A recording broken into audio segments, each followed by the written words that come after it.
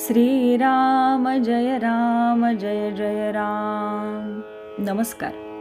आज दिनांक 13 डिसेंबर. आजचा विषय आहे भगवंताची सेवा शुद्ध भावनेनेच होऊ शकते. देह म्हटला की हृदय आणि इतर अवयव हे त्याचे भाग होत.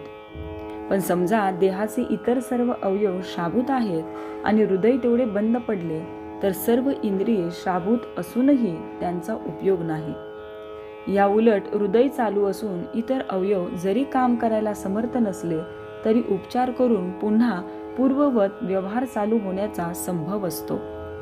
फार काय पण एखादा अवयव काढून टाकावा लागला तरी हृदय शाबूत असेल तर काम भागते. पण जर का हृदयच बंद पडले तर मात्र सर्व काही संपलेच. नाम हे हृदयासारखे आहे. इतर साधने ही बाकीच्या अवयवांसारखी आहे. म्हणून नाम नसेल तर इतर साधने फलदायी होऊ शकणार नाहीत. आता या जन्मात एवढे पुरे.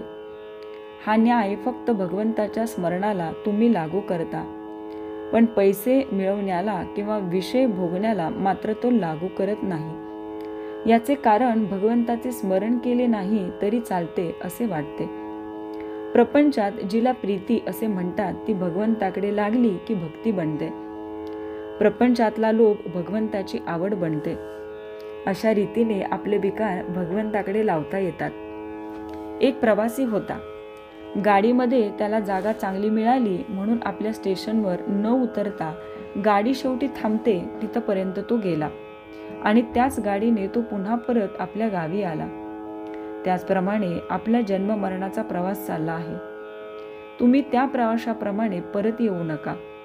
प्रवासामध्ये केळी, संत्री वगैरे फळे घ्या, म्हणजे इथे घरे बिरे बांधा, पण आपले स्टेशन विसरू नका.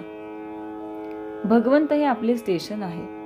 अलीकडे शास्त्री पंडित सुद्धा सर्वजण भगवंताच्या उलट बोलू लागले आहेत. म्हणून आपण आधी आपल्या साधनाचा निश्चितपणा करावा आणि नंतर पोथी पुराणे ऐकावीत. पुष्कळ लोक जे पोथी ऐकायला जातात ते लोकांनी बरे म्हणावे यासाठी, किंवा करमत नाही म्हणून, किंवा इतर उद्योग नाही म्हणून जातात. असे करणे योग्य नाही. पोथ्या पुराणांच्या मध्ये दोष नाही, पण सांगणारा आपले काहीतरी त्याच्यामध्ये घालून सांगतो आणि ते बाधक ठरते. कर्तव्याची जाणीव आणि भगवंताचे अखंड अनुसंधान हेच सर्व पोथ्यांचे सार आहे. आपण जसे करतो तसे बोलण्यासाठी आपण आपले बोलणे कमी केले पाहिजे. बोलणे कमी करायला मन गुंतवून ठेवणे जरूर आहे. भगवंताची सेवा शुद्ध भावनेनेच होऊ शकते. या भावनेचे मूळ प्रत्येकाच्या हृदयात असते. हीच शुद्ध भावना आपल्याला तारते. मंदिर आणि समाधी तारत नाही.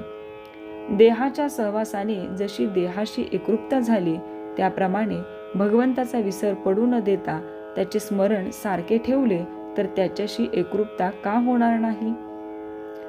तात्पर्य, परमार्थ कितीही कठीण असला तरी नामाने तो सुसाध्य असतो. श्रीराम जय जय राम.